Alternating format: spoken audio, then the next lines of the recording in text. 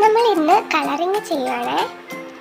സ്ട്രോബെറിയാണ് കൊടുക്കുന്നത്. ആദ്യം red colour select ചെയ്ത് നമ്മൾ സ്ട്രോബെറിയുടെ കളർ കൊടുക്കും. മാക്സിമം പുറത്ത് പോവാതെ കൊടുക്കാൻ ശ്രമിക്കുന്നുണ്ട്, പക്ഷെ ചിലപ്പോൾ പുറത്ത് പോവും. But it's okay.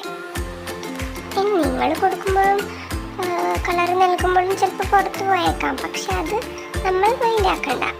നമ്മളങ്ങനെ കൊടുത്ത് പ്രാക്ടീസ് ആകുമ്പോഴാണ് പെർഫെക്റ്റ് ആവുള്ളൂ. അങ്ങനെ സ്ട്രോബെറിക്ക് റെഡ് കളർ കൊടുക്കാം. എല്ലായിടവും റെഡ് കളർ കൊടുത്തു കഴിയുമ്പോൾ സ്ട്രോബെറിയുടെ നടുക്ക് കണ്ടില്ലേ, അത് നമുക്ക് യെല്ലോ കളറാണ് ഞാൻ കൊടുക്കുന്നത്. നിങ്ങൾക്ക് ഇഷ്ടമുള്ള കളർ കൊടുത്തു.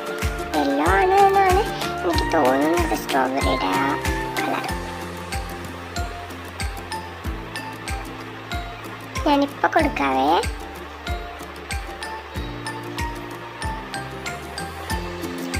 ഇനി നമ്മൾ യെല്ലോ സെലക്ട് ചെയ്യണം. യെല്ലോ സെലക്ട് ചെയ്തിട്ട്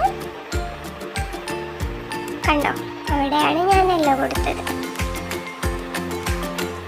പക്ഷെ ആ യെല്ലോ കൊടുക്കുമ്പോൾ അത് പുറത്ത് പോകുന്നുണ്ടേ.